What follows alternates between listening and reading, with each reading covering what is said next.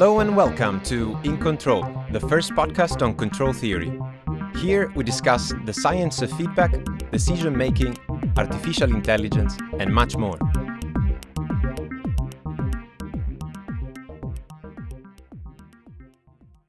I'm your host, Alberto Padoan, live from a recording studio in Zurich. Quick thanks to our sponsor, the National Center of Competence in Research on Dependable Ubiquitous Automation at ETH Zurich, and the International Federation of Automatic Control. Today we're honored to host again John Doyle. John is a legendary figure in control, and he is also the Jean-Loup Chameau Professor of Control and Dynamical Systems in the Division of Engineering and Applied Science at Caltech. Without further ado, welcome back to the show, John. Great to be back. I had so much fun last time. So today's episode will be the second part of a longer discussion on your research. And as promised in the past episode, our followers can check the past episode on our website or wherever they find their podcast. Today, we promise to explore your research evolution from the world of robust control to the universe of complex systems and layered architectures. So essentially today, I guess we're going to try to address the question, what are you most excited about these days? But I thought, if you like, we can try to build up chronologically from where we left, so from the DGKF paper all the way to the present. Great. So I think, having a look at your publications trajectory in preparing this episode, I saw basically a shift of focus from the 90s all the way to the 2000s, basically to complex systems, to architecture systems, possibly affected by the fact that the internet was exploding around that time. Just to set the stage, I would note it down that computer ownership in the US rose from 1990 to 1997 from 15% to 35% as it shifted from being a luxury to a necessity, essentially.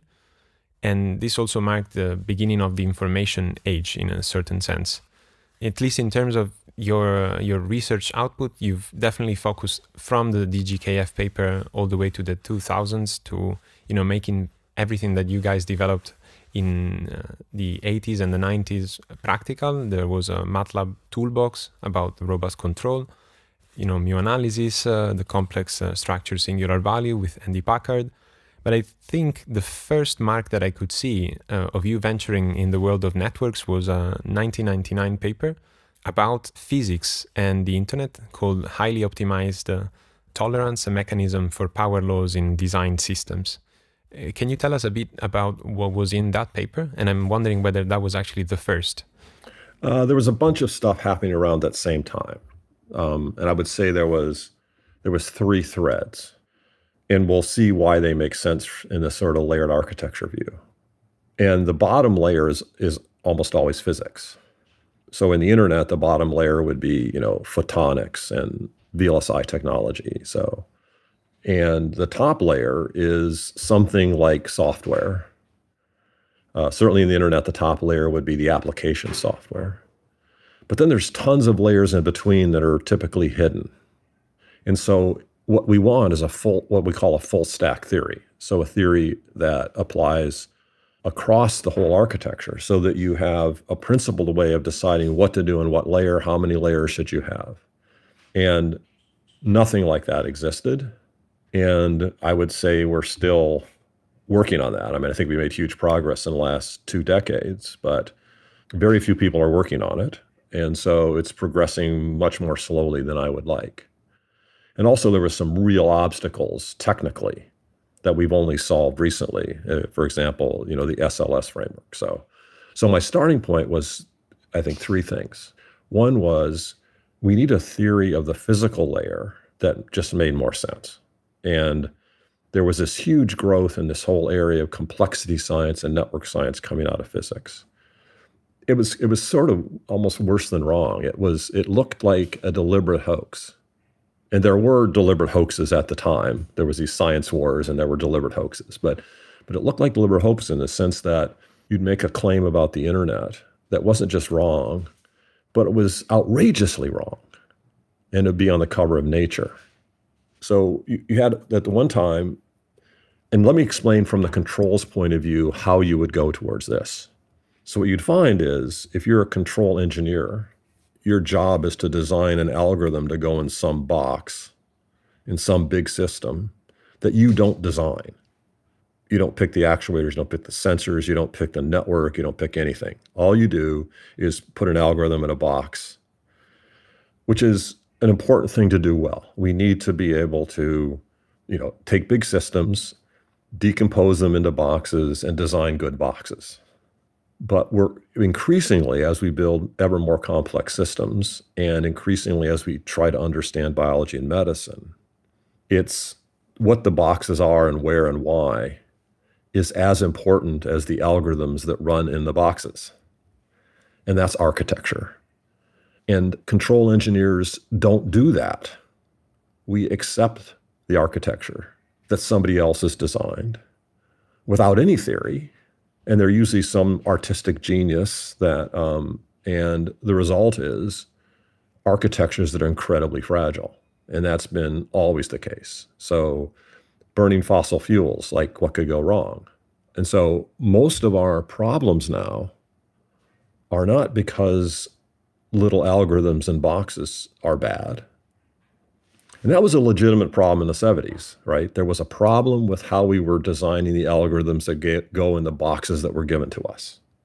And we had to fix that. We had to make that process robust and scalable and all the things that we worked on in the 80s and 90s. But ultimately, even if you do that perfectly, I don't want to downgrade everything we do, but it almost makes no difference. Because if the overall architecture is bad, then making our missiles, have much smaller error in how they hit their targets is trivial compared to, let's not fire those missiles at all. Let's make it unnecessary to fire those missiles. That's kind of a trivial example, but the idea is that we live in a world dominated by very complex architectures that nobody really designed. And if they did design it, there was no theory. It was mostly by evolution. Now, when it comes to, say, biology, if you believe in evolution, you think it's only evolution. There is no intelligent design. But then you'd say, oh, but engineering isn't like that. There is intelligent design. Well, there's not. There's intelligent design of parts, but there's not intelligent design of architecture. So it's an art.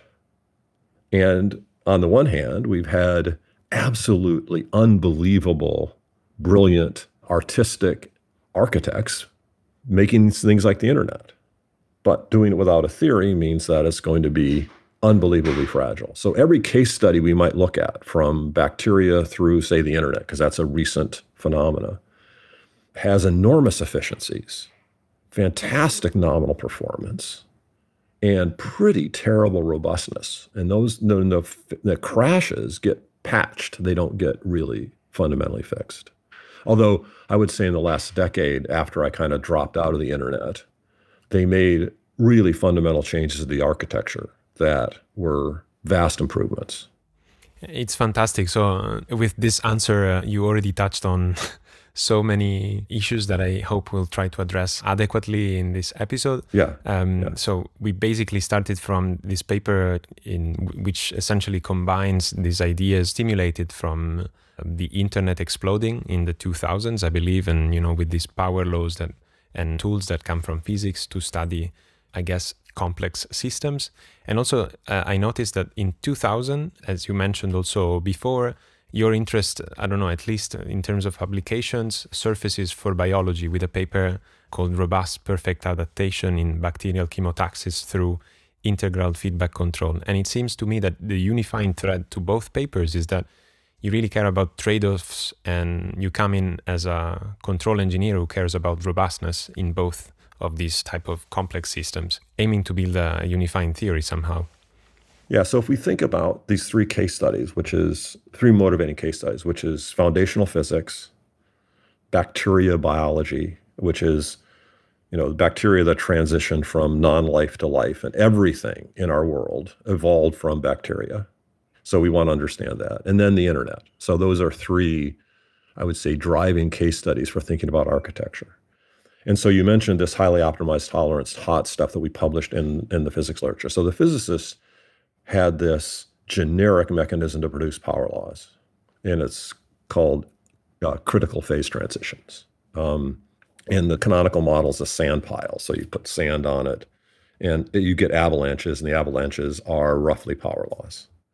And they just thought everything was an avalanche. So the idea would be and now here's the thing is you see power laws everywhere. So the large scale world is not Gaussian at all. And so everything about that in the popular literature was wrong. Everything, the statistics, the explanations, everything. Now there were experts on power laws who were fabulous. And there's some of them are at Caltech, right? And they have written books and papers and stuff on the statistics of power laws and how you should do that. So it wasn't that you couldn't do it. It wasn't like it was unknown. It was just ignored. So in physics, you had people, because they did the statistics so badly, they would find power laws where they did not exist and then mischaracterize them where they did exist. So one of the things that just came up was, theories of power laws, like why are there power laws everywhere? And the design idea is that we have a wide range of disturbance types, some very common and some very rare. In evolving systems, it's natural to devote more resources to the common perturbations.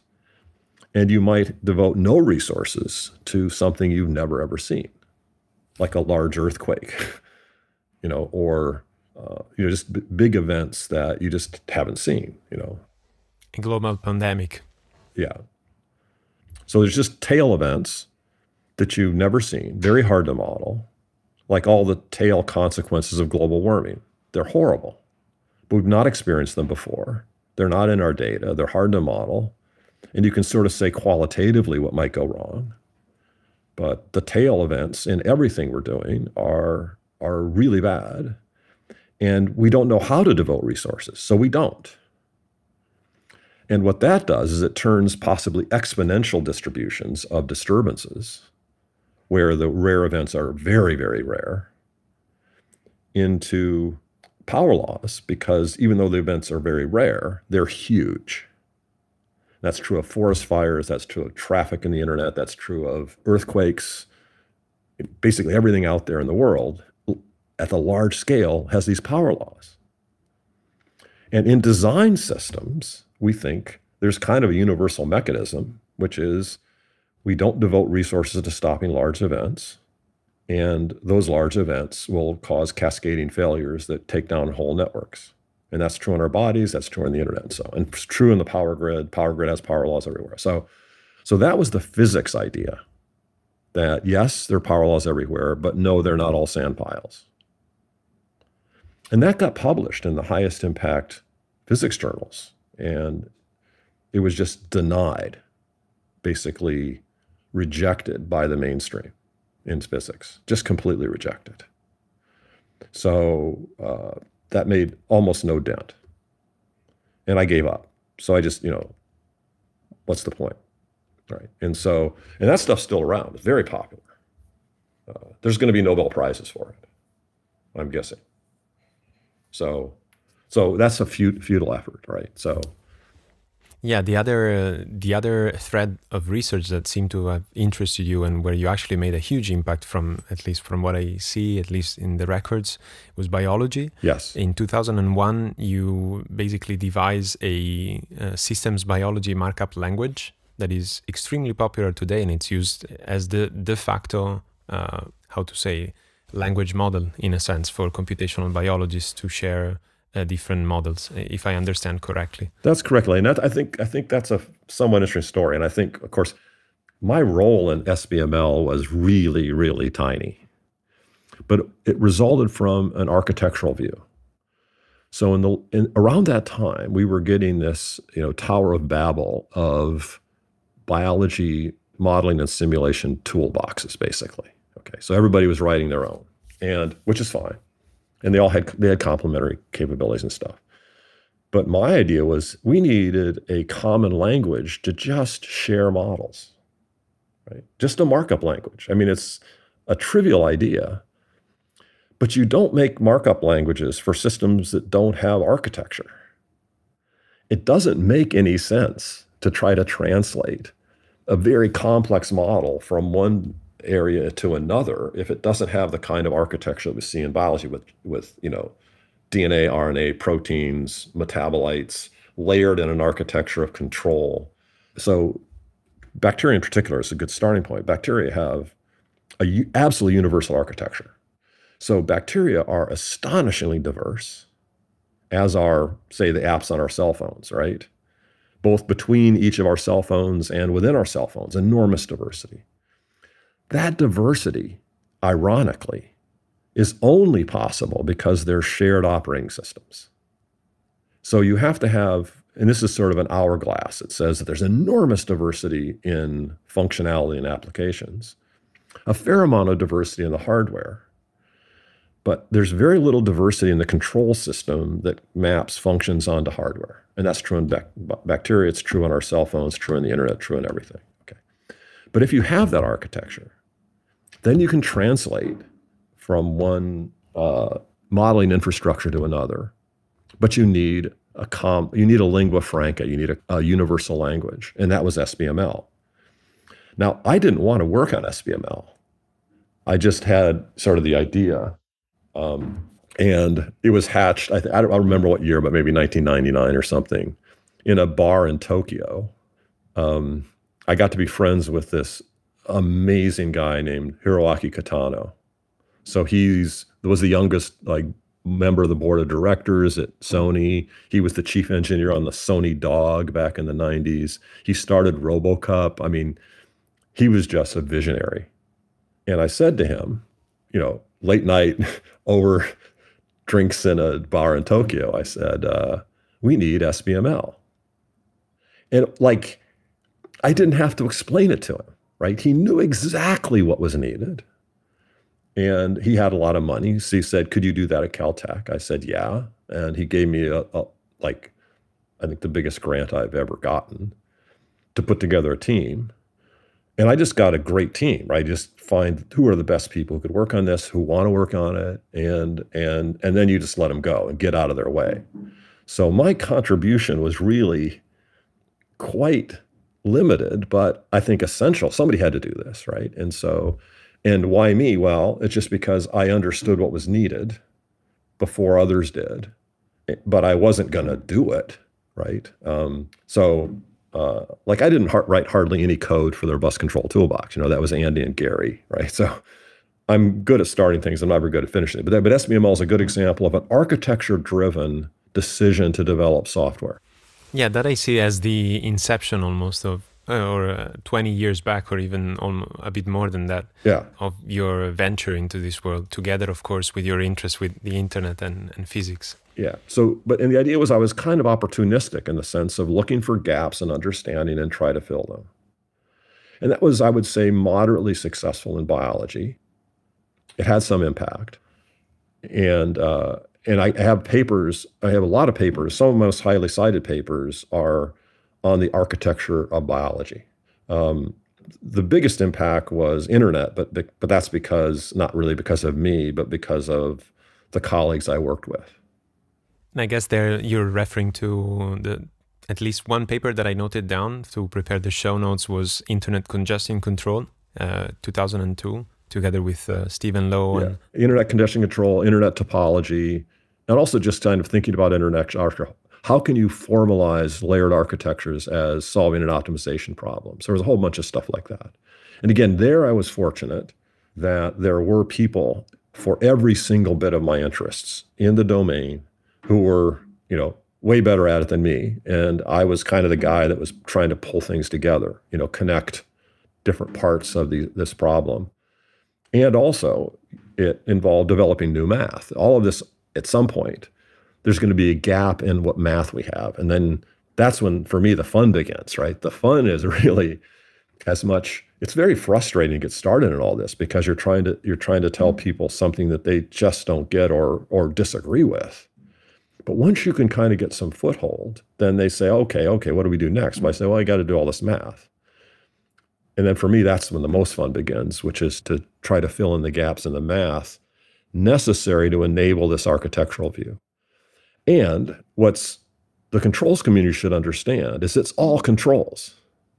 So architecture is not about communication or computing. Those are components.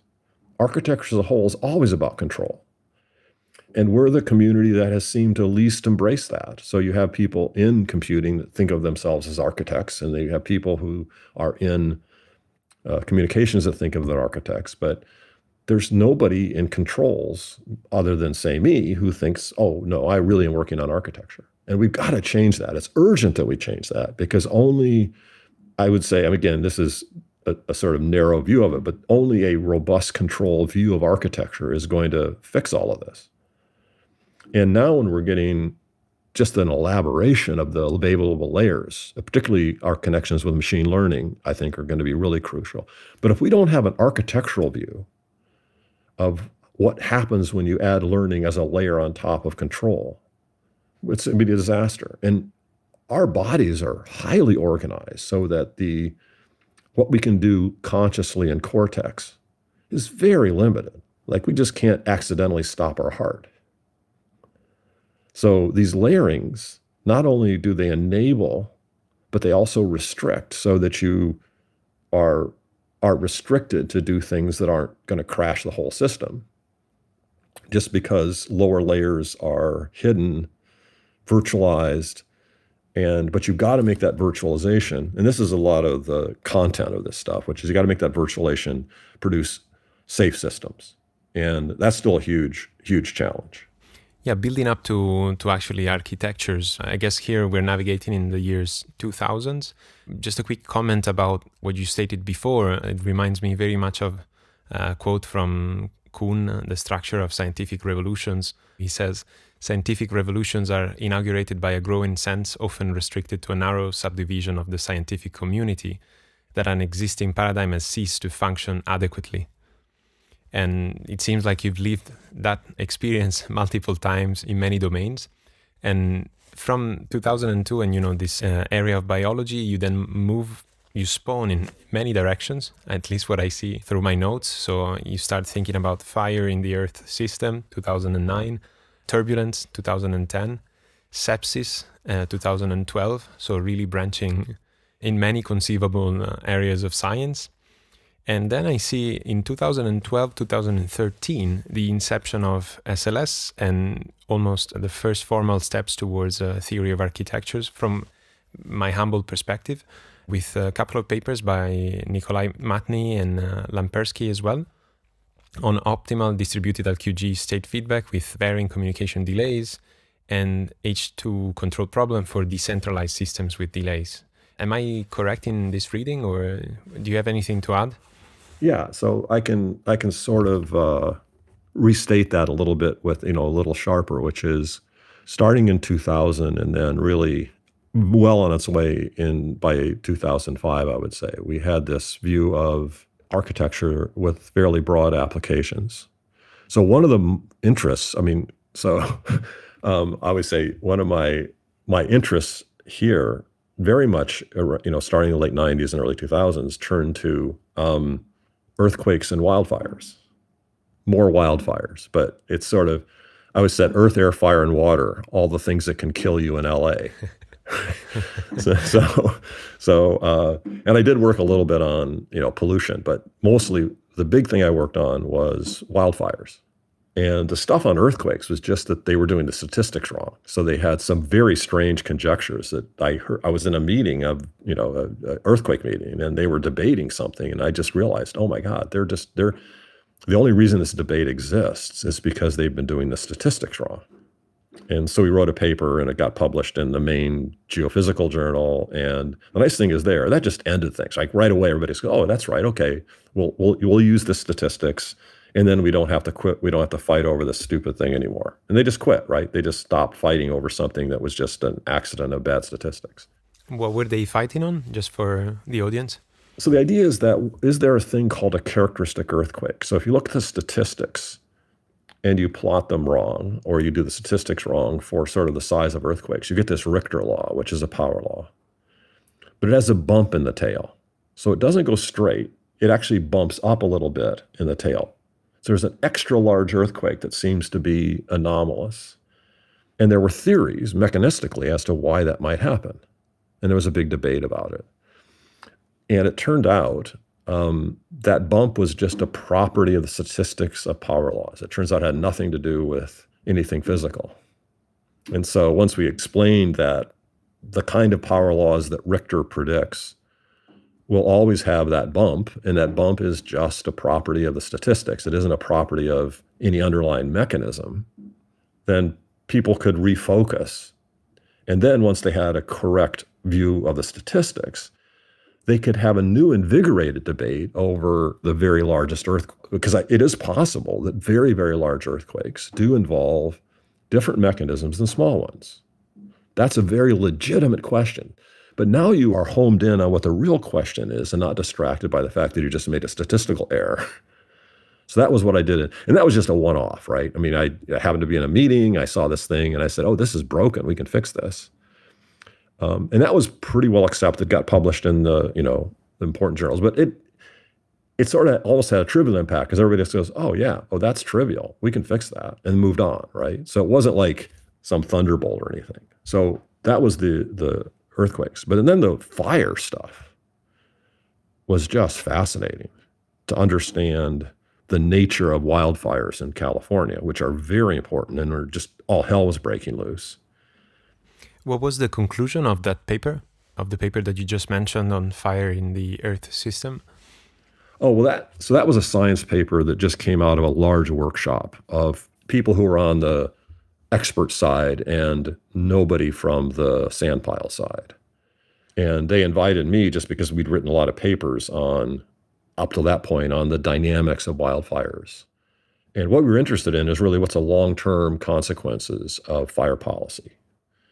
So on the landscape, on the vegetation, on human interaction with that vegetation, how should you even think about that? And again, you see power laws everywhere. But why are there power laws there? Well, there's two sources of design in some sense. There's the vegetation itself, which promotes the power laws, it turns out. Essentially, evolution has evolved to create those naturally.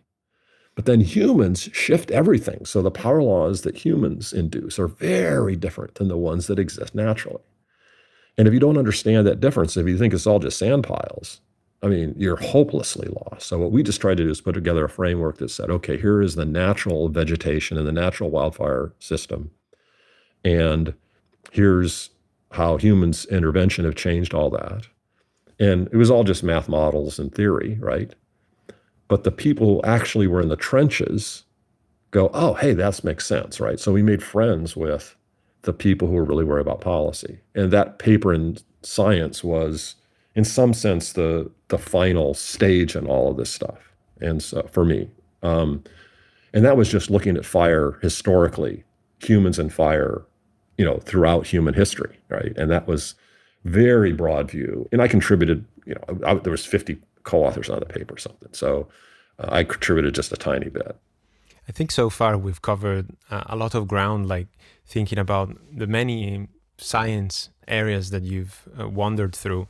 Before we actually talk about architectures, I'm just out of curiosity, I'd really like to talk about Sepsis. So the paper that you wrote titled Something Old, Something New, and a Systems View on Sepsis. Basically just the main points of that paper, if you wish, and then we can actually try to disentangle this theory of architectures and layers. Yeah, okay. I'll put that sepsis paper in a little broader context, which is our immune system is very complex and poorly understood, but it is a layered architecture.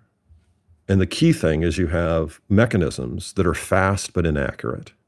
So if you get an infection or a wound or the beginning of cancer or anything, there is very fast reactions, but they're sloppy.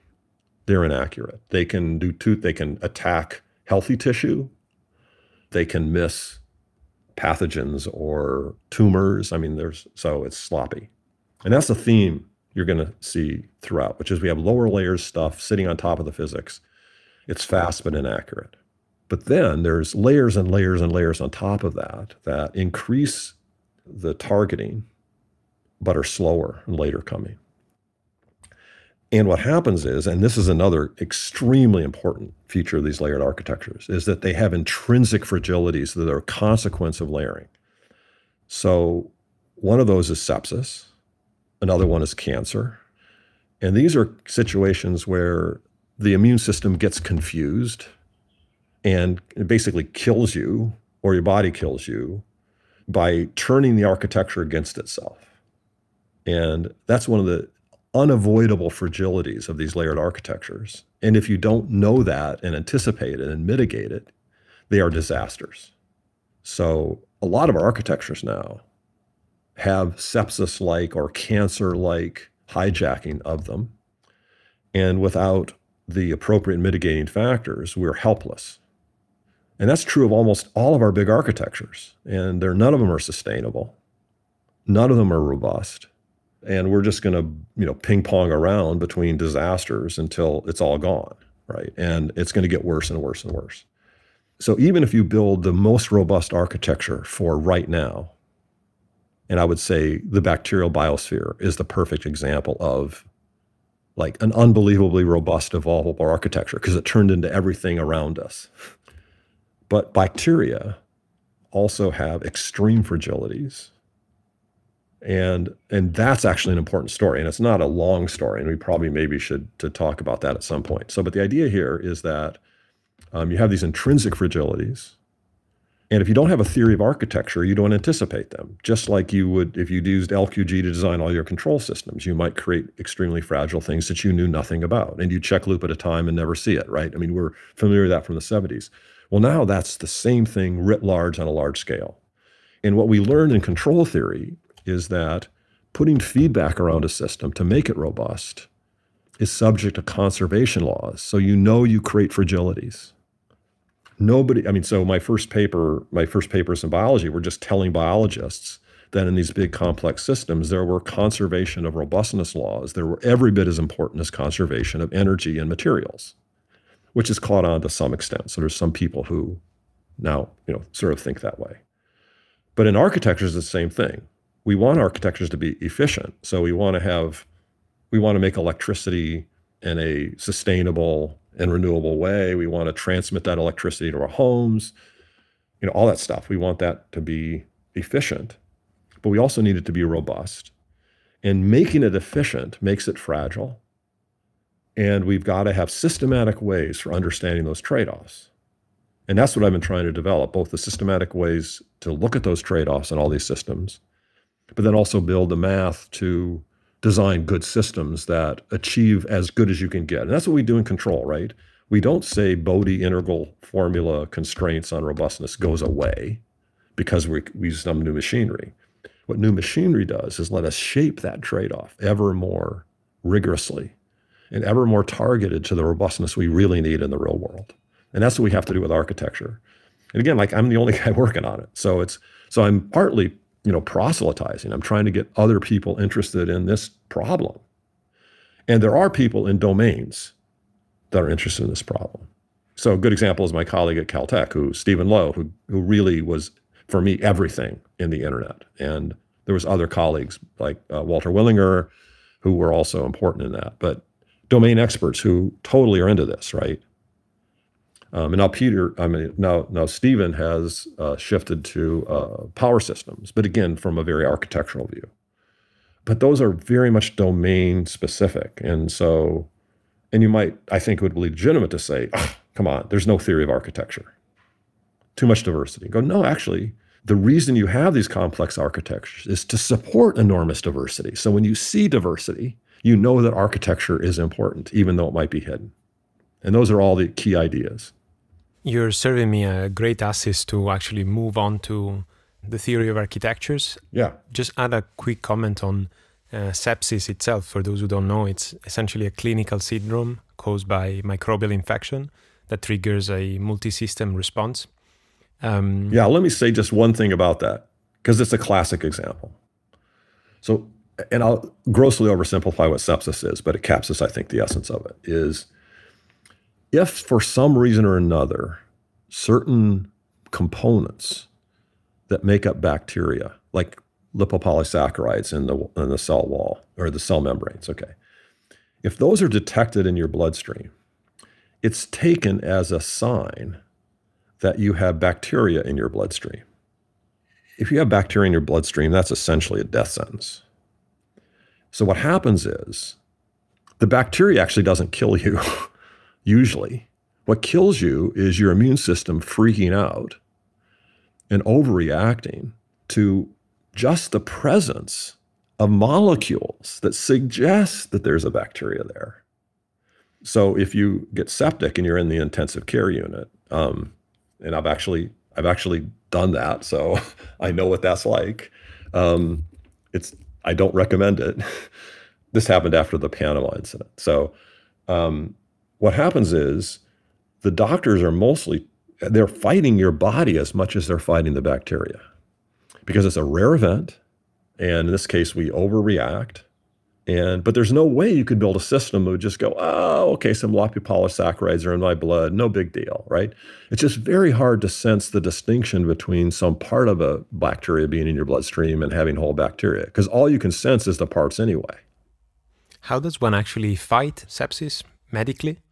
Well, now you're off my expertise, but I can sort of say, although the doctors really get annoyed when I answer questions like this, as they go, look, he was really helpful on the theory, but don't ask him clinical questions, right? But what you have to do is you have to both get rid of the bacteria and turn off the immune system. But you can't completely turn it off, because your immune system is what's going to kill the bacteria. So it's this very delicate dance of helping the immune system kill bacteria if they're present, and shutting off the reaction or the overreaction to the components of possibly dead bacteria, usually dead bacteria, that are triggering this huge response. So it's a difficult clinical problem. And so what you want is somebody who's, again, what you need is an artistic genius, because we don't have the theories and methods to make this more rigorous, right? And so if you're in that situation, the quality of the physicians is going to make a huge difference. It seems like it's almost a difficult control problem. Incredibly difficult control problem. So maybe this is actually a good stage to start talking about architectures. We mentioned so many examples that essentially you went throughout this 20 years journey. Yeah. So I guess we could start with the what, why, and how. So what is this theory of layered architectures? Why do we need it? And how do we actually formulate it or apply it? Okay. So there's a bunch of shockingly universal features of these architectures. And it's natural to start with why you do want these, but it's hard to say why until you say what in some sense. I don't know what you do first, right? And there's another challenge here, which is, for me, there's three parts of this in some sense. There is the ultimate goal, which is to have an impact on the real world. An intermediate goal is to develop the math to make that possible. And those are, there's a back and forth there. But then there's an initial thing, which is if you're talking about this to someone who doesn't know either the theory or the case studies in any detail, then you got to explain to them what is architecture, even what the basics are, and what's the language. And there isn't a language. So what you have to do is you have to go around to all the places where architecture is done well and try to figure out, pull the best language out of each one of these and put it together, which I've tried to do. But the problem is nobody is consistent. So you end up with terms that in the internet mean exactly what you mean, but in actual law, like law is practiced in courts and stuff, it means something completely opposite. And then it also might mean something completely opposite to somebody who does buildings. So there isn't, I'm trying to create a universal architecture, but it doesn't exist because every term I use is used contradictorily in some domain. So what I've tried to do is get a consensus. And we keep seeing layers. So layers for me is just what the internet people mean by it. But you might say, okay, I don't know how the internet works, sorry. So you say, okay, it's exactly what we mean by layers in clothing. We layer clothing. We stick garments on top of each other. So that kind of layering is maybe the most important thing about architecture. And one of the consequences of that is that you don't see the hidden layers. There's intermediate layers. Because if you put something close to your body that's, suppose you live in Zurich and not LA, and it's the winter, you're going to put something close to your body that's soft and feels good on your body. You're going to put something external to the environment when you go outside that is weatherproof. And you would not want to reverse those. They got to go in that order, right? And then you're going to stick something in between that's warm. So you have 3 layers. You have a soft layer, you have a warm layer, and you have a harsh layer. And you have to do it in that order. And those are layers. And that's exactly what we mean by layers. So that's a universal. Okay. Now, the next thing you have to understand is what levels are. And that's an orthogonal concept. Again, in the clothing case, each of those garments is made up of cloth, which is made up of thread, which is made up of fibers, and eventually you're down to molecules and subatomic particles. Physics has levels, but does not have layers. There's no layers in physics. But there are levels, right? So physics is all about levels. These are orthogonal ways of decomposing something. So if I hand you a big system, you can break it. What you'll typically do is you'll break it into some parts, and that's levels. But then those parts may be organized in layers. So in the clothing example, you have a garment, or you have an outfit. In this case, outer, mid, inner layers. But you might just pull that apart and say, okay, I have 3 components. You go, no, but it's not just any 3 components. It's 3 components layered in a particular way. So the levels decompose, and then the layers tell you how those decomposed components are assembled to create the whole. So it tells you how the garments are organized to create an outfit. And most ways of organizing garments don't work. So if you have a closet full of garments and you pick them at random and you put them on at random, there's 0 chance you'll get a functional outfit. No chance. Yet children can learn to do that, right? So there's sort of a syntax there that you learn. Okay.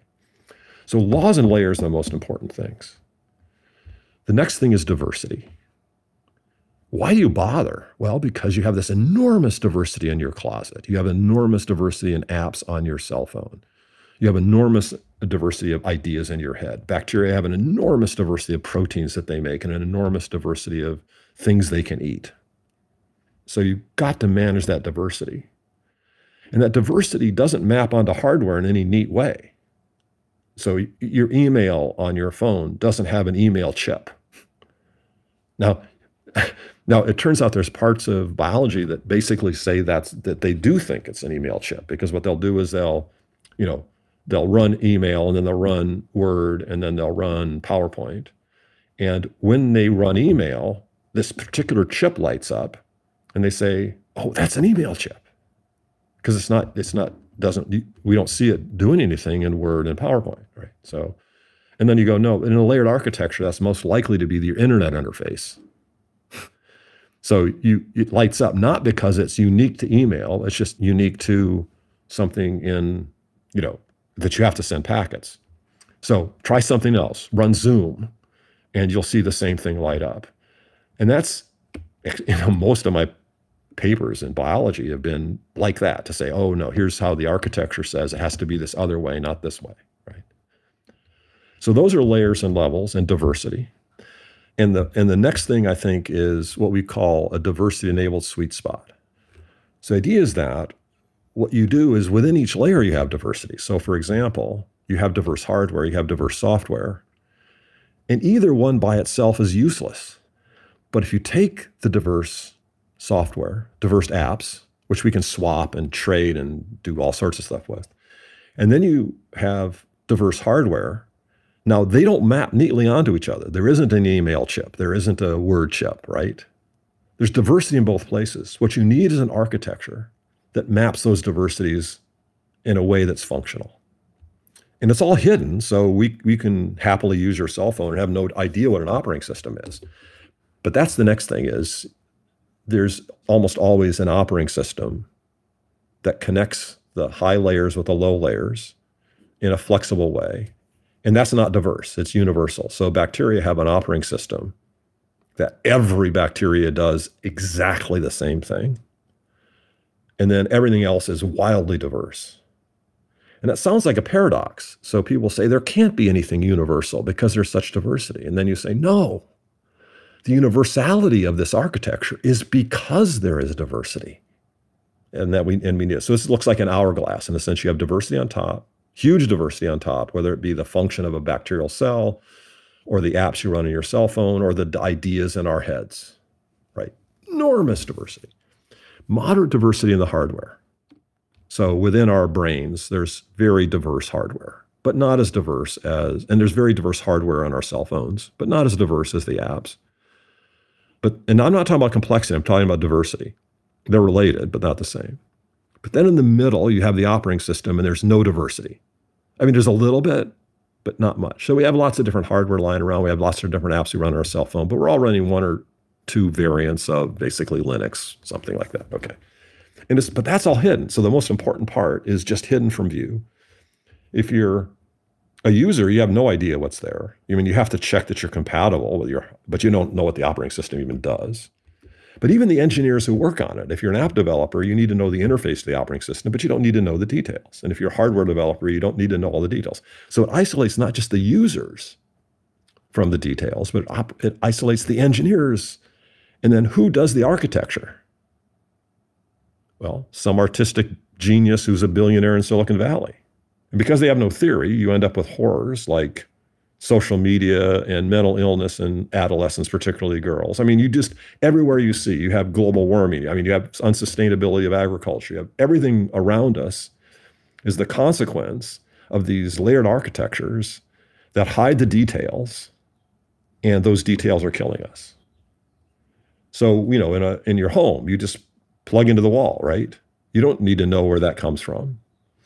And every appliance you have has the same plug. So you could imagine a world in which every appliance had to have a different source of energy, and you'd have 100 different plugs in your house, each one of them for a different kind of, but that's not how we do it, right?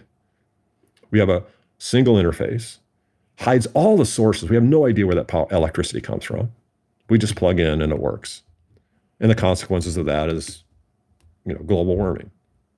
So both the strength and power of our architectures is due to layering levels, diversity.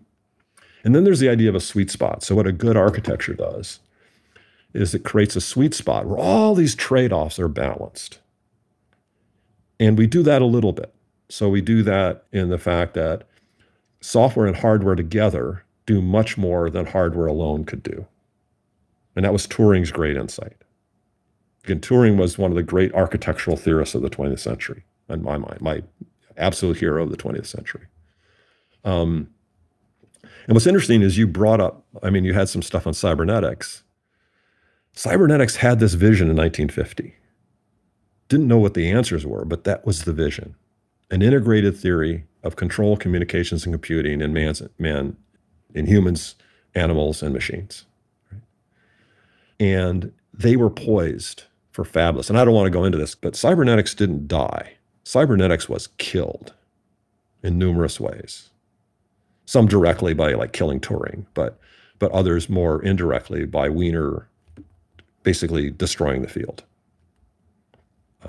And that's the cost of having a leader in a field that is both autistic and bipolar. We want to be kind and take care of those people, but we don't want to put them in charge. And now we put psychopaths in charge of everything, it seems like. Anyway, so that's a whole nother story. But the idea is that you have these universals. And the domain experts know this, but there's no common language. And it's all about trade-offs. It's all about laws. Once you add layers and levels, you get new laws at higher layers and levels that don't have anything to do with physics. You get Bode's integral Bode's integral theory. You get undecidability of the halting problem. You get all these, and they're not emergent in any sense of that word meaning anything. It's all about architecture. And science doesn't have any of this. There's nothing in science like undecidability of the halting problem or Bode's integral formula. But if you don't have those, you can't understand any of biology. Biology doesn't make any sense unless you understand those hard limits that come across in the higher layers and levels of the architectures. So that's the essence of it, is what are the laws governing these architectures in the higher levels and layers?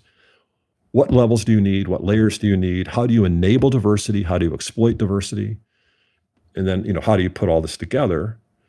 And how do you make it evolvable? So one of the fabulous things about these layered architectures is they're highly evolvable. Once you have shared operating system, you can just swap in new apps, you can swap in new hardware, and they don't have to worry about the combinatorics of all the software working on all the hardware. All it has to do is talk to the operating system. So bacteria swap genes like we swap apps, And they just work right away, right? So a bacteria knows that if it gets a gene from another bacteria, most of the time it's going to at least function. It might not do anything useful, but it will at least be syntactically and semantically correct in that context so that you can take that gene, express it, and make proteins. Now, that protein might not be useful to that bacteria, but that swapping ability means the evolution of bacteria is accelerated infinitely compared to if they did not have that. Just like if we had to write all our own code for everything we do on our cell phones, nobody would use cell phones. Okay, so that's a quick rant on the basics of architecture. But it turns out everything around us has laws, layers, levels, diversity, sweet spots, everything. Why? Because we want to create diverse functionality out of diverse parts that don't match. We don't have an email chip. We don't have a baseball gene. We don't have a baseball component in our body, right? We have to do everything in our body has to be integrated in order to, say, play baseball. But it's true of everything. It's true of our cell phones. It's true of our buildings. It's true of our cities. It's true of our wardrobes. It's true of Legos. One of my favorite examples is Legos. Children can play with Legos. I have a cover of Science article, which looks like DNA, but it's actually made out of Legos. And we wrote in it about how Legos have this universal architecture. You can build an incredible diversity of toys, fair diversity of parts, but there's this snap protocol that is universally shared. And if you don't have that snap protocol, you can get a protocol that's more robust, or you get a protocol that is more easy to use. But this is a sweet spot because it's robust enough that the toys hold together, but it's flexible enough that you can easily take it apart and put it back together again, right? So it's this real sweet spot.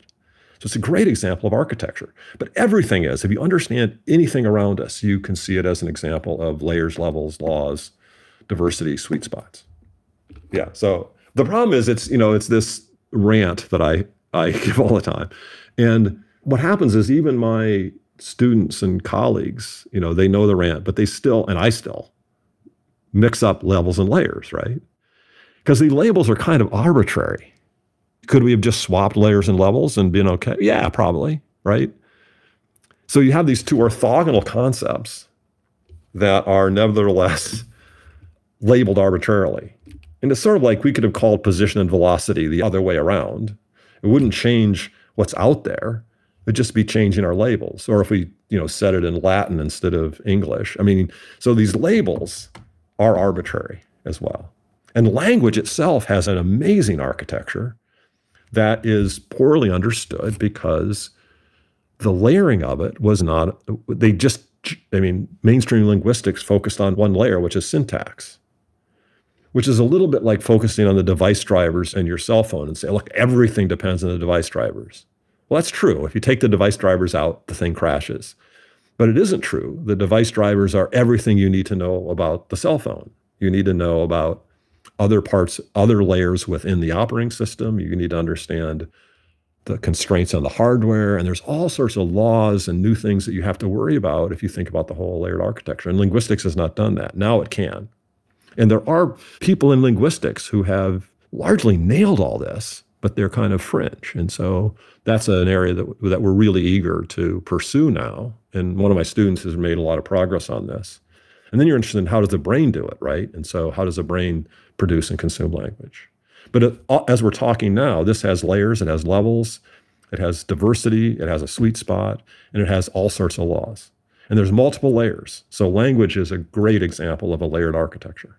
This was amazing. It really set the stage for the conversation that I'd like to have henceforward. Yeah. I'd like to unpack a little bit every single concept that you touched on as we progress. Yeah. I'd like to almost be formal and rigorous with every term that you mentioned so far that I deem important. Yes. So the first one is the term universal law. And the way I understand it is a universal law is something that constrains what is physically possible. Is that correct as a definition? Yeah, and examples of that would be conservation of energy. And then there's a deeper underlying conservation of energy and matter. So energy and matter together have a conservation law. And then you can think of conservation law, and that's the lowest layer conservation laws. Okay. And then there's further things in quantum mechanics and gravity and so on. So there's all sorts of stuff that applies to physics, and we call them laws. You have to be careful who you say that around, because if you actually say that around lawyers, they are going to sue you, because the use of law is, like basically copyrighted. So if you say Newton's law, they're going to, who's this Newton guy and where can we sue him, right? But yes, you have to be careful with this stuff. But anyway, we call them laws. And then we have the concept of architecture, right? And architecture is something that deconstrains what is lawful in a certain sense. That's a way of thinking about it. And I think my favorite phrase is some biologists, really fabulous biologists, came up with the phrase, constraints that deconstrain. So what you do is you have all the constraints that you can't change, matter, energy, and so on, and Bode's integral formula, and the undecidability of the halting problem, and Shannon channel capacity. So you've got all these laws that have nothing to do with physics. I mean, they're kind of related to physics, but they only come up in systems of architecture. So unless you have a plant and a controller and sensors and actuators, you're never going to ask the question of Bode integral formula, right? So going back to the examples that we were talking about before, like Richter's law for earthquakes. That would be, and that's you have to be careful. That's a little different use of the word law. It's an empirical law. But what you can then do is say, I'm going to accept that law as describing the properties of the southern San Andreas. And now what I want to do is build buildings that won't fall down for 100 years, right? So you start with and the constraint idea is you can't get rid of these constraints, but then you go nuts and add lots more, right? You put constraint after constraint after constraint after constraint on top of the ones that you can't do anything about. The consequence of is that at some layer, you become deconstrained. So we start with physics. We organize physics in a way that produces the hardware on our cell phones. And what you're doing is adding law after law after law, constraint after constraint after constraint, because random piles of silicon do not make a chip. So the degrees of freedom that you're constraining there is infinite, basically. You're taking a set of measure 0 out of the set of possibilities. So constraint, constraint, constraint, constraint. But at the end of the day, you have this device that is incredibly deconstrained with respect to the apps that can run on it. We just go to the App Store, download it, and it runs. And we can do stuff like we're doing now, right? So that's a constraints that deconstrains. So you start with constraints you absolutely can't do anything about. Conservation of energy, right? You can't change that. But then you add Avogadro's number more constraints on top of that, and you yield something that is wildly deconstrained with respect to new functionality. And that's the essence of architecture. And all these other pieces are just, how do you do that? I mean, you need layers, levels, laws, you need diversity, you need sweet spots. You need stages, you need bow ties, hourglasses, all these other elaborations. But those are absolutely universal. Every one of the systems that does that well does it with those mechanisms. When you say constraint after constraint after constraint, I guess you're thinking about layers and levels. Yes. And I was wondering whether we can think of levels as, different spatial or temporal scales, for example. Yes. Whereas layers are different in a way. Yeah, so you could think of levels as scales. I mean, not always, but usually you're taking something and you're opening the box and looking inside it and seeing what's inside the box. We're zooming in the language of Willems, right? Yeah. And layers are stacking boxes. So if I see a stack of boxes, I can say, oh, okay, those are layers. Then I can take a box and open it up and I'll see another stack of boxes. So first of all, that the boxes inside my box, that's levels. But then if I look inside and say, oh, are they just randomly arranged in the box or are they organized? And often they're organized in layers. So you go back and forth. You break something open to look inside, and then you find the layers and find the stack. And then you can go into those elements and break them open, and it's layers and levels all the way down. I mean, so if you start with an ecosystem, you can say, okay, the level down is organisms. Are they just randomly arranged? No, there's all sorts of layering of an ecosystem. Okay, then you say, okay, now what's about the organism? Well, we can break open the organism. It has all sorts of parts. It has a skeleton. It has a nervous system. It has a cardiovascular system. It has all these different things. Are they just randomly arranged? No, they're highly organized. And once again, they're layered. And the layers have levels and levels have layers, and it's levels and layers all the way down. And those are orthogonal ways of decomposing things. And I've been struggling this for decades now. I mean, that paper on the cover of Science was about exactly this. But we didn't have the language to we just said, I forget what we said. We said there's two kinds of layers, or there's two kinds of levels, and they're orthogonal. But we didn't say, okay, we're going to settle on levels just mean this thing and layers mean this other thing. And they're always going to be these orthogonal things, and we're never going to mix them up again. And that's pretty recent, actually. I mean, maybe 10 years. And then the other concept that I wanted to touch on is the concept of diversity-enabled sweet spot.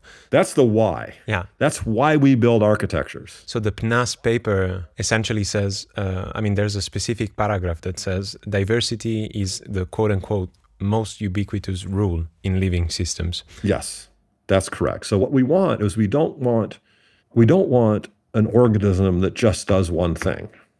An organism that can only do one thing is not going to survive. An organism has to do diverse things, but it can't afford to have a different part for everything it does. It can't afford to have a running part and a walking part and a balance part. I mean, it has a diverse set of hardware. And it's the same with our phones. We have diversity in the hardware, but the functions we want to perform are vastly more diverse and don't map neatly onto the hardware. If it does, we're done, right? So there are systems in which you simply have a one-to-one relationship between function and, a chair. A chair, there's no software, right? There's just a chair, and it maps onto the hardware. And then you go, oh, wait a second. There's all this diversity in all the furniture in my house. Is there any architecture to that? And you go, oh, yeah, actually there is. There's the parts you build it, and then there's the syntax of what makes a possible assemblage. But then most assemblages don't do anything. So you then have to say, oh, it needs to be functional. It has to be a chair or some kind of furniture. That's another layer. And then you could say, yeah, but that's really ugly. You go, oh, okay, so there's a whole nother layer, which is you want it to be functional and aesthetic. So there's layers and layers and layers in everything we do, right? So I think a wonderful example that illustrates all these concepts is precisely the one that you have in this paper on PNAS. So that's a mountain biking example for those who haven't read the paper. Yes. And basically you identify two different types of layers. So the goal here is to go with a mountain bike at high speed on a trail. Yeah, let's step back for a second and see what the problem is. Okay. The problem is you want a mountain bike down a twisting, bumpy trail. Right. Now we're going to do it in virtual reality, so you don't actually do it in physically because you'd kill people and stuff. So now in virtual reality, actually, we can have mountain biking trails and bumps that you could never build, right? So it's a much bigger domain, but it's also safe. So what you have to do, though, is you have to do two fairly distinct things. One is deal with the bumps, mostly through proprioception and reflexes, because you don't see the bumps. You just feel them. But the trail, you have to look ahead with vision, see ahead on the trail, and then track the trail. So you have a trail layer and you have a bumps layer. And they're actually extremely different, but they have to work together. And so what ends up happening is the layer story is you take the problem of mountain biking and you split it into two layers. You have a vision-based conscious trail tracking layer, which we're just going to call a trail layer. And then you have an unconscious, largely automatic, reactive bumps layer. They use different sensors. They use the same actuators. They both use muscles, but they use different sensors, and they use different parts of the brain to do the processing. So those are two layers. And it's easy to put that in a virtual reality environment. You can easy to make physical bumps by having like a wheel that you're controlling, have a torque in it. And then you can have just a trail you follow on a screen or in a virtual reality setting. So it's easy to build that using standard gaming stuff. And it's easy to code it up because it's just a trivial kind of video game. But you have those two layers. So that's the layers. And then the levels is, and we're going to take an extremely naive view of levels, which is we've got these two layers and they're big chunks of the nervous system. And they're built out of neurons and nerves. So let's going to focus on nerves. So nerves are the bundles of axons that connect parts of the brain. So we're just going to say, okay, This all boils down to long-range connections between parts of the brain. So the limiting bottleneck here is going to be in the nerves connecting all these systems. Now, is that true? No. Well, that's roughly true. I mean, the point is, it's the simplest thing we can do that captures the levels issue. And then you can ask, what are the laws governing nerves? And so, we came up with all sorts of crap that was kind of nonsense. And then we showed this to like the world expert on what nerves do, named Simon Laughlin, and he's at Cambridge. I was in Cambridge at the time. And my student who was working on this was also in Cambridge. But we showed this to Simon. We showed our model, which was a god-awful mess. We said the essence of this is bandwidth versus delay. You can have high bandwidth or low delay, but you can't have both. And that's just a property of the nerves. Sorry, right? That's it. And he goes, yes, that's the essence of the trade-off. You've got that. But this formula is ridiculous. So he said, it's way simpler than that. It's just delay and bandwidth have a very simple linear relationship. So the idea is that the rate of your bandwidth is proportional to delay. So they both go up or down. So high bandwidth, high delay, low bandwidth, low delay. And that's just a property of the nerves. So that's a law of the nerve. Now, is it exactly right? Not quite, but you just ask the world expert on that trade-off, and he says, this is pretty good. We could elaborate on it, right? Now, is it the only property of nerves that matter? Absolutely not, of course. I mean, there's all sorts of other stuff that matters, but we can start with that, right? Okay. So now we say we have this hardware in the lowest level, and that hardware has this law, R equals lambda t. Bandwidth is proportional to t, and the coefficient of proportionality depends on the sizes and the costs and everything else associated with the nerves. And we're going to assume, for now, that that's lambda's fixed. So now we just have two nerves, basically. A nerve for the visual problem and a nerve for the proprioception problem. And we can ask two problems. Okay, so optimize everything now. Optimize the choice of the nerves that go in the lowest level. And there's two kinds. There's the bumps nerves and the trails nerves. And then you optimize the algorithm that's running at the controller in the high layers. So you have a bumps layer controller, and then you have a trails layer controller. And then you can abstractly propose a single controller that is an integration of the two, but might not be a solution to the individual problem. So it's possible that to get the sweet spot, ultimately, you have to redesign everything, and you actually have to sort of unlayer it, and you can't really design these layers independently. Okay, so that's a possibility. So now what you've set up is you've got constraints from the bottom, you've got constraints from the top to not crash. And then the question is, what's the optimal nerves to pick? And what's the optimal algorithms to run so that you get this sweet spot where you're fast and accurate and you don't crash, even though you have no parts that are both fast and accurate. And the miracle is, and this is a miracle, we got lucky. But it's also true about our brains, which is what you want to do is in the bumps layer, the level below in the neurons, you want to be fast, so low delay, but also low bandwidth, so inaccurate. And that's how our reflexes work. They're fast but inaccurate. That's how our immune system works. There's the fast stuff that's inaccurate. And then the high layer trails has an accurate but slow nerve.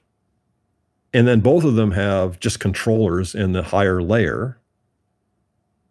Or the higher, sorry, again, see, I even say it wrong. In the higher level that includes the two algorithms for the layers of the trails and the bumps, you just design the optimal controller. So here's the miracle. You can do all the experiments and all the math with high school students because we've simplified everything. And if you design the two separately, so you design an optimal bumps layer and an optimal trails layer, the optimal total controller is simply the combination of those two. They don't have to be retuned. So that's an amazing feature of these systems. And that's true of our brains, which is you can learn to do reflexes and you can learn to do trails. You can do the bumps, do the trails. And then when you go to a new problem, you don't have to redo the lower layers. So once you're an athlete, you don't have to relearn how to run every time you switch sports, right? It's just a platform on which you build. Okay. So you get the optimal controller happens to be layered, and each layer can be designed independently. And there's enormous diversity in both the functions of the bump and trail layer, but there's also enormous diversity in the hardware. And the sweet spot you create is you build a system that is both fast and accurate with parts that are not. And that's the kind of miracle. Now, the other miracle is now you can go do experiments and you can vary the problem wildly over domains that don't exist physically in the real world. So you're constrained to this very virtual software world of biking. So you can do this wild variations in all this, and people can do it, and they can learn it in like 15 minutes. So that's not a problem. It's not like real biking. And the data fits the theory as if we had kind of faked it. I mean, it fits so good, it does look faked, but it's real. So we have this perfect system, and then you can do all sorts of other ones. So there's lots of other demos that you can do. Some of them, like stick balancing, is a great one. You know, Gunter Stein did stick balancing, his original. But what he didn't do is he didn't go further into the layers and levels story that's necessary to really explain what we can and can't do. So you can take an extendable pointer, and in the paper we describe this, I think. You can do an extendable pointer, and you can vary where you look and how long the pointer is, and you get this curve of where you crash and don't crash, and you can perfectly predict it using just Bode's integral formula. And then the other thing you can do is you can stand on one leg and try to balance, which is actually not that hard. But if you close your eyes, you will wobble and fall over. And notice you oscillate before you fall. So all these stories, you can't make any sense of them if you don't think about layers and levels. You have to think about the level below and what the limits on it are, the bandwidth. And this is a shock to the neuroscience community because there's a lot of experimentalists who worry about bandwidth and delay, but all the theory has no delays in it. And what's different about biology is our computers aren't running at speed of light. So in the aerospace world, we didn't worry about the fact that the computers, took some time to do computations because it was instant compared to what the plane is doing. So you have speed of light versus speed of sound, and that's a gap that's almost infinite. But in biology, the speed of the nervous system and the speed of the things you want to do with it are the same. So that creates these wild constraints that we have never seen in engineering. And that is that your communication and computing internals have hard constraints on them in terms of bandwidth and delay and speed and accuracy. And since Witsenhausen, we have known that that was hopeless. Let's talk about what is actually Witsenhausen counterexample, just for clarity for our audience.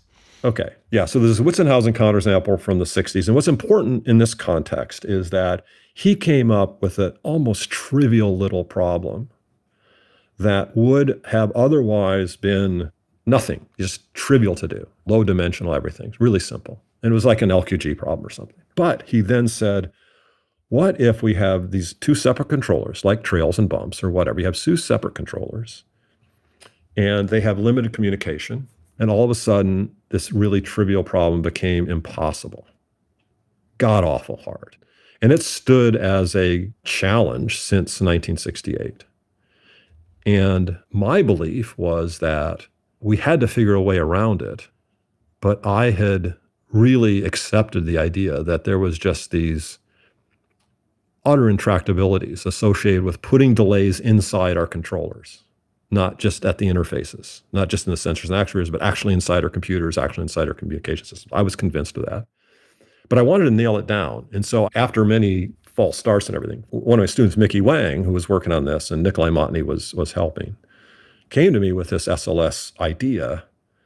And I said, again, this has happened so many times in my career. I say to the student, I can't believe it's that simple.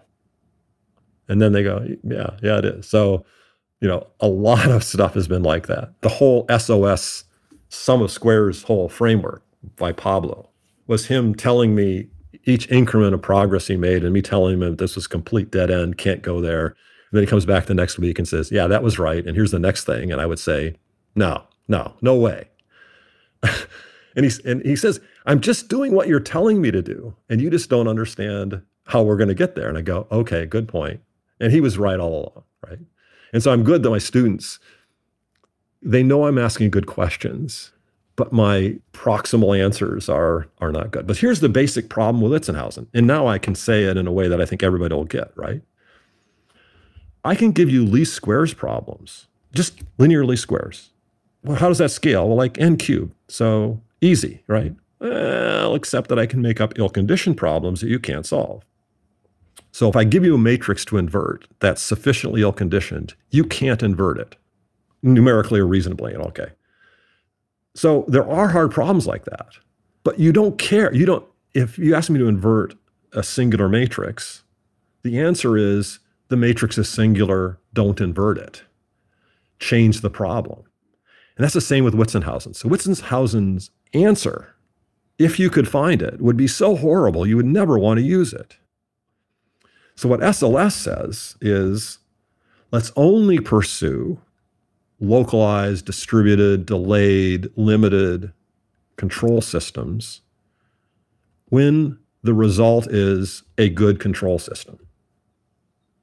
And you want a rigorous method for telling you when you can't do that. And when you can't do that, you just say, change the problem. You don't try to find a controller that's going to be a disaster anyway. So once you introduce this, which is a theme we call sort of complexity implies fragility, if your computations are running too long and you know there's a condition number involved, then you know you're ill-conditioned and you don't want the answer. You just want to stop and go back and change the problem. So what SLS did, which again, in retrospect, it's by far the most significant technical thing I've ever worked on, was, and I was asking the right question, which is, let's get rid of these horrible cases in Witsenhausen. Let's find a condition number, and let's then only solve well-conditioned problems. And my bet is that we can do that, and we can do it efficiently. And then the actual way we did it was not what I expected, but was the right answer. So in SLS, what you do is you design only closed-loop quantities.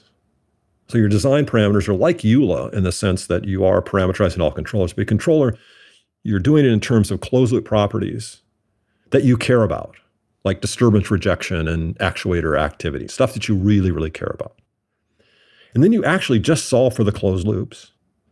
And you only care about good closed loops.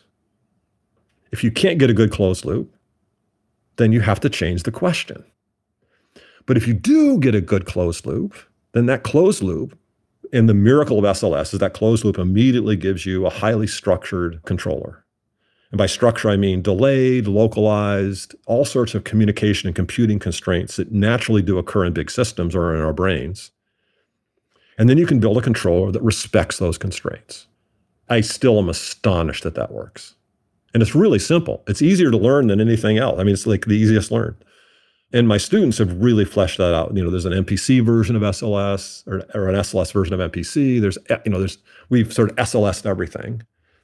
And starting with that biking game, then you start saying, how does the visual cortex actually do that? Well, it's slow and it's got all these constraints. So what architecture does the visual cortex have to have in order to do this? And you crank it through the SLS and you come out with this thing that looks like visual cortex for the first time. We have a theoretical reason why there's so much feedback. So what ends up happening is if you have delays internally, you have to have tons of internal feedback. So now we've just, have a series of papers that have, addressed that. And the thing was, without SLS, all this architecture would be, I'm not going to say pointless, but what you always end up with is the lowest layer problem being this distributed, localized sort of reflex, no global anything. And if you can't solve that lowest layer stuff, then what's the point of layering, right? And so our biology solved those problems, right? Our brain has solved those problems through evolution. But now we have a theory that both can explain why biology does it the way it does, but also why if we want to build, the future smart grid, we have to do this. So that's very exciting. Now, within neuroscience, the good news is the best neuroscientist I could possibly get convinced of this is my co-author, Terry Sanowski. So he is just unbelievable in every possible way. And he's on board. But now everybody in neuroscience is going, have you seen what happened to Terry? He's started working on this crap with Doyle and all about delays. We've managed to ignore delays for decades. Why do we have to look at them now, right? And so obviously not an athlete. So we're in a situation now where we now have a there are none moment with neuroscience, right? Where we say, look, the most difficult thing about sensory motor control is we're trying to take action in the world that's just as fast as our nervous system. There's no speed of sound versus speed of light separation. It's all kind of speed of sound or slower. Okay, so, and that's just a huge problem. And control theorists have had nothing to say about that forever. And now we do. But it's control theory that's going to have to deal with the limitations on computing and communication that happens in these big systems. So control theory has to embrace these architecture challenges because nobody else is going to.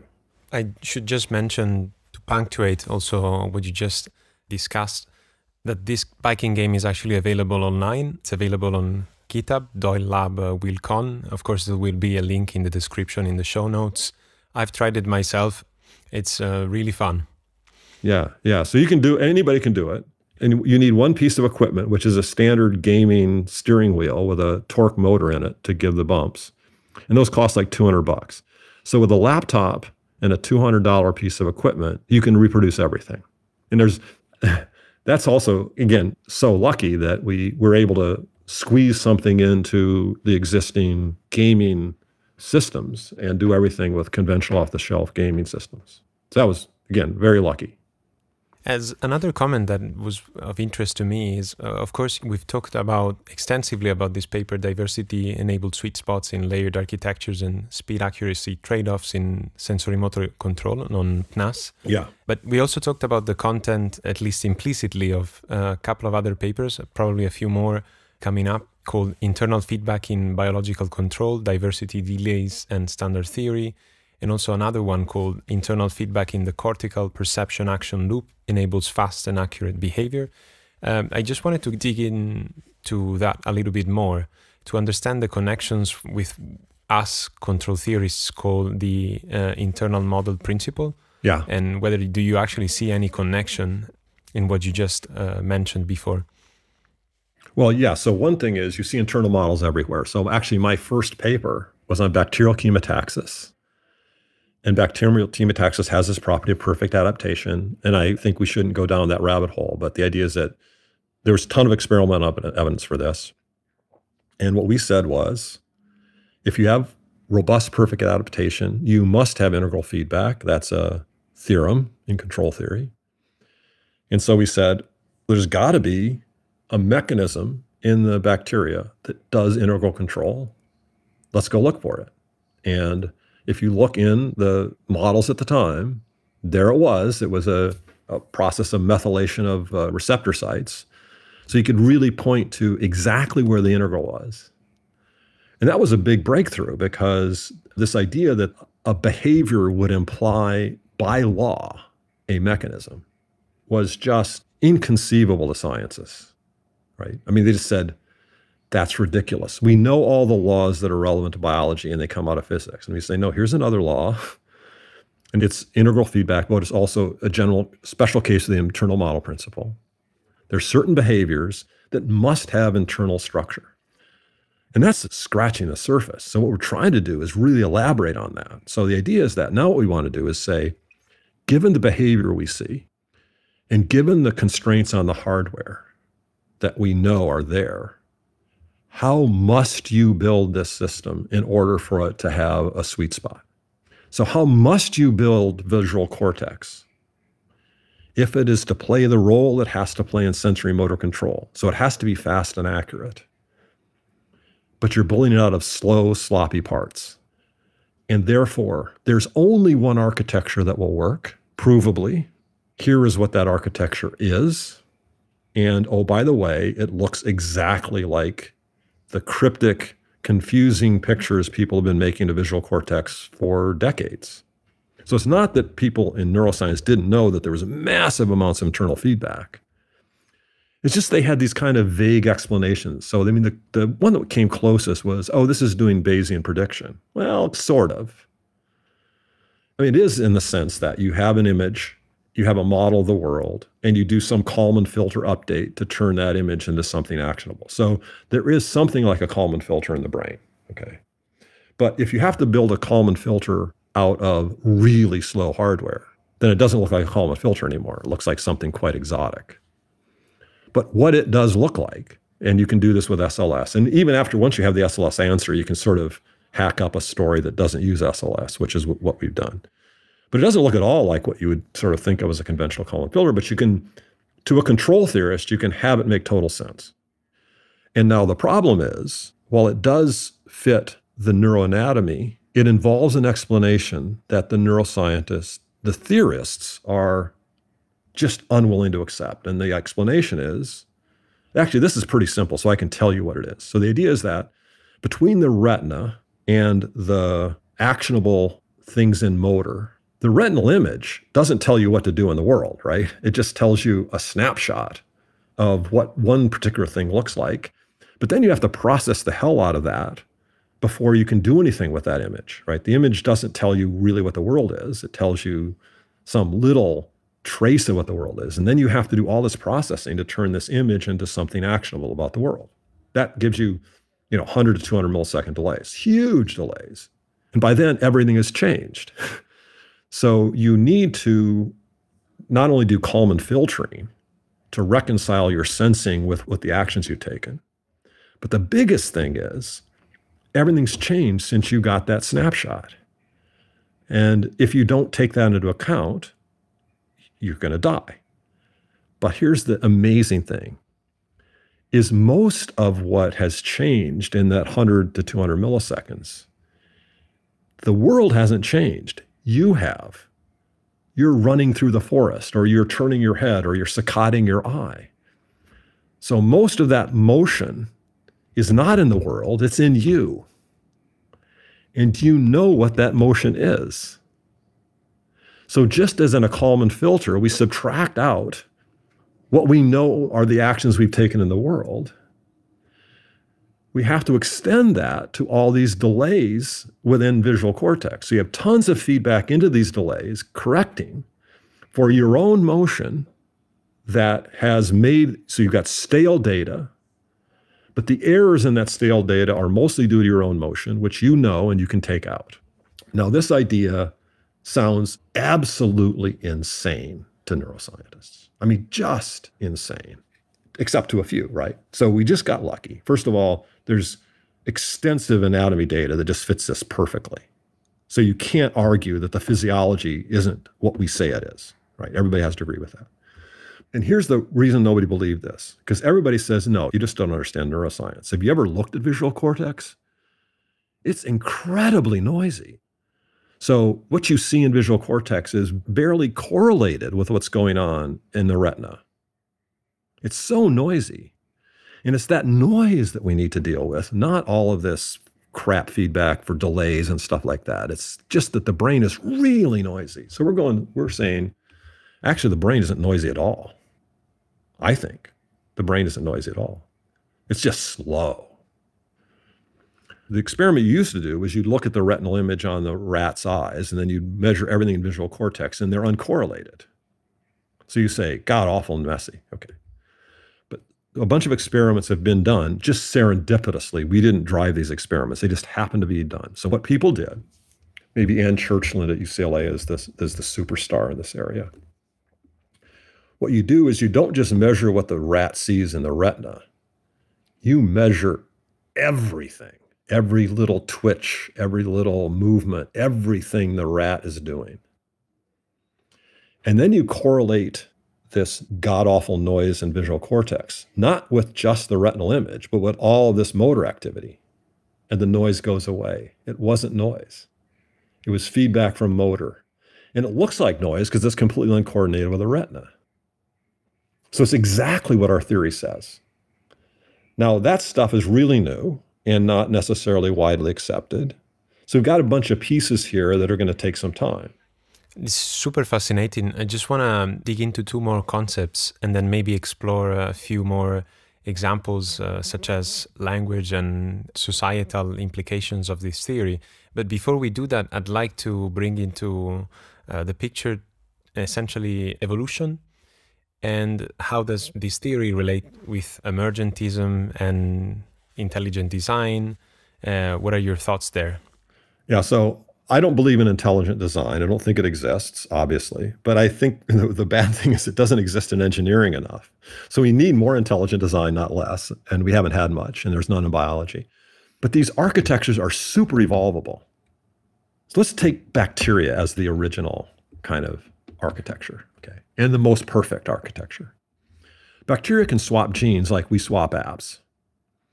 So evolution in the bacterial biosphere is infinitely faster than evolution in an individual bacteria or a bacterial lineage. So a bacteria could, mutate and evolve and have its offspring have these new innovations.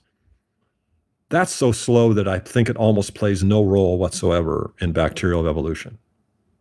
So somebody's got to make a new gene, but you've got 10 to the 30th copies of bacteria all cranking out new genes all the time. And once you get one, it's shared everywhere eventually, which is a nightmare for antibiotics because once antibiotic resistance is found, in some feedlot in some cattle somewhere, it's going to get everywhere. In hospitals, it's a nightmare. So what is the most powerful mechanism for horizontal gene transfer? Well, the bacteria have this whole thing that you could even think of as an internet, right? They have packets. They can package genes in those packets. Those packets can go out in the environment, survive in the environment almost indefinitely, and then get transferred to a new bacteria. It's a miracle. So they have a bacterial internet, and we don't know how that got started, but it's been there for billions of years, presumably. So what you have now is not only do you have evolving organisms, but the entire biosphere is evolving together. And again, we are used to that now, right? So once you have the architecture of the internet, then the evolvability of the application space goes nuts. And then when you add additional platforms that are part of the architecture, like search, again, that is further enabling. And you add something like Zoom or something like we're doing now, again, you just can add and add and add, and you don't have to do anything to the hardware. And the reason is you have shared protocols, you have a shared layered architecture, you have a shared operating system. So the shared operating system and the shared architecture is essential for evolvability. And everything that's happened since bacteria is just weaker versions of that kind of evolvability. So these architectures not only potentially give you robustness, but they give you evolvability. But, and there's a huge but here, is that fabulous little internet that the bacteria created is called phage. And they are viruses in bacteria. Presumably at one time, they were entirely beneficial. And they still are to a great extent. So the phage that moves bacteria, exchanges bacterial genes, is still beneficial. And there's other ways to transfer genes. I'm just picking the most effective one. But it's also true, depending on who you ask, between 1/4 and 1/2 of all the bacteria in the ocean, which is where most bacteria are killed every day by phage. So the phage that were presumably invented or evolved, obviously I don't mean invention in any intelligent design sense, but you can think of the bacteria as being intelligent designers of the phage. There's no God involved, but there are smart bacteria making phage that enable them to swap genes. And that eventually gets hijacked so that the most deadly thing in the world for bacteria is phage. It's wonderful because you anticipated one question that I would have had for you. So the question of fragility. So what happens when things go wrong? And what at least interests to me is what happens when things go wrong at a societal scale. And what can we do in order to fix things in a certain sense? What can we do from the perspective of design as, control designers? Yeah, so I have, it turns out, quite extreme views on this. And I'm not going to try to articulate those views. First of all, it would get us all killed because both the left wing and the right wing hate this. One thing they would agree on is they hate each other, but they hate me more. So I won't tell you what I think the theoretical answer is. I'll just give you some data. So I gave you some data with the phage, that the phage massively accelerate evolution. That's the win. And they have now been hijacked and they're the biggest killer of bacteria. And why don't they just kill all the bacteria? Well, evolution wouldn't favor that. So the phage are evolving too. So if you kill your host too aggressively, then you can't propagate the phage. But we now live in a world where it's certainly reasonable to say that the world, the entities, and I don't even know if you call them live. I mean, it's not even clear the phage are alive, right? I mean, they're on the boundary. But if you draw the boundary on life to include phage, then they are the dominant life form on the planet by far. So we have an entire biosphere that seems devoted to the preservation and evolution of phage, whatever else we think we're doing, right? Now, that's more than a metaphor for everything else that's happening in our society.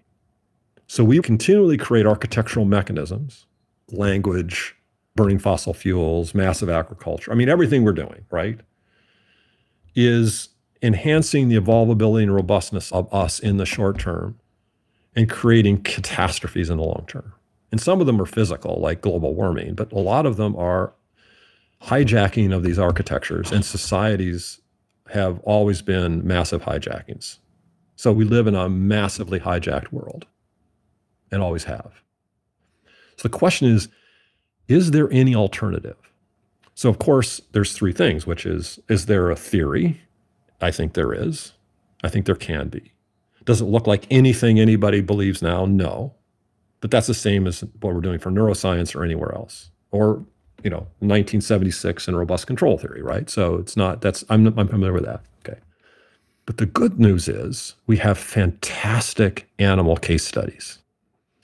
So if I were going to tell you that there's this universal architecture in every cell, and we didn't know what it was, we could say, yeah, but if we just look at bacteria, a lot of that is there. Transcription, translation, metabolic systems, which have enzymatically catalyzed reaction.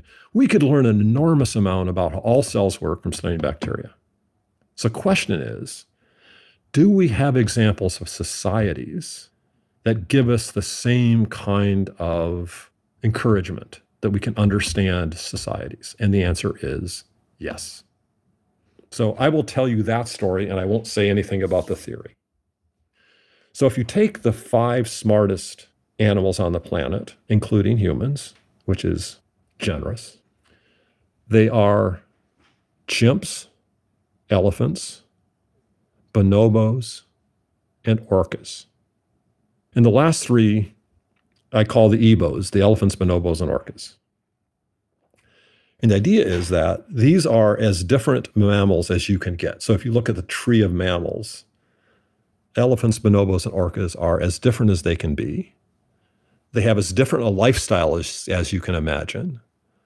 Everything about them is absolutely as far apart in the mammalian tree as could be. Yet they share an essentially identical social architecture when you look at it correctly. And so it's the same as you could have a Mac and a PC person saying, oh God, these 2 machines have nothing to do with each other. And I'm a Mac person, I would never use a PC, et cetera, et cetera. You go, yeah, but they both have apps, they both have an operating system, they both have hardware, and actually they're not all that different, and you can get all the same apps to run them both. So you say, no, they really have the same architecture. So when I say these extremely different organisms have the same architecture, it's a strong statement because they are otherwise completely different and really different, way more different than a Mac and a PC, right? So then you can ask, can we describe, using layers, levels, diversity, and so on, can we describe these architectures and defer what those implications are for humans? Now, chimps and humans also have the same architecture, more or less, and it's extremely different. So these 2 different kinds of architectures, one chimps and humans, because we're kind of chimps with nukes. And then there's the EBOs. And what's weird about it is the EBOs are completely different from each other. The bonobos are essentially identical to chimps, and they're completely different architecturally. So you have the same organism with completely different architectures, and you have the same architecture running on completely different organisms. So let me just give you a few facts about the EBOs, okay? They're long-lived, and they have very elaborate societies organized in groups. And the composition of these groups actually varies quite a bit. Because one of the things they have to do is they have these big families and they have to avoid inbreeding. And so they have to have mechanisms to avoid inbreeding. And each one of them has a completely different mechanism. So all the details are completely different. But here's what they have in common. So the most glaring thing they have in common, and the one that's most sensational and the most likely to get you killed, is the males play absolutely essential roles in these societies, but no leadership role at all. Males are not involved in governing or leadership at all. They're involved. So the orcas is the most extreme example. So let me just tell you about the orcas. I could tell you a story about every one of them, but we don't have time. So I'll tell you about the orcas. Everybody lives with mom. So you stay in the pod that your mother is in, and the pod is run by like the oldest granny in the pod, and she could be as much as 80 years old. She went through menopause in her 30s. So most of her life, she has not been reproductive. So a lot of the females in the pod are post-reproductive. The reason is it's really hard to take care of baby orcas. So you need the village. So at some point, you're better off, and this is the theory, okay, not mine, the theory of people who work on orcas, that at some point, you're better off stop having your own babies, which they take forever, and switch to taking care of your children's children. And that all has this kind of pyramid structure where at the top is the old granny who runs everything. So what do the males do? The males are huge and fast. They're twice the size of the females. And they are the top predator on the planet. But they have no leadership role in this organization at all. All the leadership is through this female hierarchy. And it's not a hierarchy in the sense we mean. I mean, the leader would die for the troop. She's got way more genes in the new babies than she'd ever have in herself, right? So she would literally die for that family. So you have a leader that is completely unselfish because their biological motivation and the society's good is lined up. They're not looking for more babies like a male leader might. So opposite of chimps, the chimp alpha is there to breed. The orca alpha is there to take care of her grandchildren. So what do the males do? Well, they're bigger and faster and stronger than their sisters, and they're the best hunters on the planet, and they hunt for everybody, right? So they hunt in packs. So not the females don't hunt, but the males are bigger and faster. So what's interesting is the females go through menopause in the 30s. So what happens to the males? They die. So when the females are no longer reproductive, they transition to grannies and leaders and presidents and whatever, okay? But there's a trade-off here. And so nobody knows this exactly, but the speculation is that this live fast, die young strategy for the males is optimal for the family and optimal for the males. Because what ends up happening is they become sexually mature in their teens. And the way they avoid inbreeding is two pods get together and swap males for a while, and the males go off with a new pod, and then they come back to mom eventually after they've done breeding. And these are the like happiest males on the planet, right? All they have to do is hunt and breed. They don't have to worry about anything else, right? But that's costly. So getting so big so fast, apparently, limits your lifespan. But that's a trade-off they're willing to make, okay? Now we could tell analogous stories for bonobos and analogous stories for elephants. All the details change, but the detail that doesn't change is the leadership is all matriarchal. Now, one can draw obvious conclusions from this, but they are dangerous conclusions. So let me just give you some counterexamples. If you look at the most murderous, homicidal mammal on the planet, this is not warfare. This is like killing your neighbors. It's meerkats, shockingly. I didn't know that, but meerkats. Okay, so they too are matriarchal. And there's a bunch of other animals that are matriarchal that are pretty nasty. I mean, obviously ants are pretty nasty, but and they're matriarchal. So matriarchy per se is absolutely not a solution. It's matriarchy and intelligence in combination that is necessary. Okay. This was just wonderful, I think. I mean, it seems like we need to extend this theory of architecture at societal, political, anthropological level. Yeah. Maybe to close the episode, I think still I want to insist on the question of advice to future students, because this tends to be a question that is very relevant to the young generations and those who are approaching the field, who are seeking inspiration in these podcasts. Well, I think the problem is I'm a poor role model because I am way more lucky than I am smart, but I can try to abstract away from my experience, right? Particularly experience with colleagues and students, not just my own, okay? So I mean, certainly one thing I would recommend, if possible, is get an advisor who likes it when you criticize them. You want an advisor who is eager for you to knock down everything they teach you, as long as you're right. Now, and you're not going to be right all the time, but on balance, you want to be in an environment where honest, healthy criticism is embraced and done with kindness on both sides, because that's how we help each other. John, it's been a real honor and pleasure to talk to you in this two-part episode. Thank you so much. Thank you. And I hope we get to talk more about all sorts of things.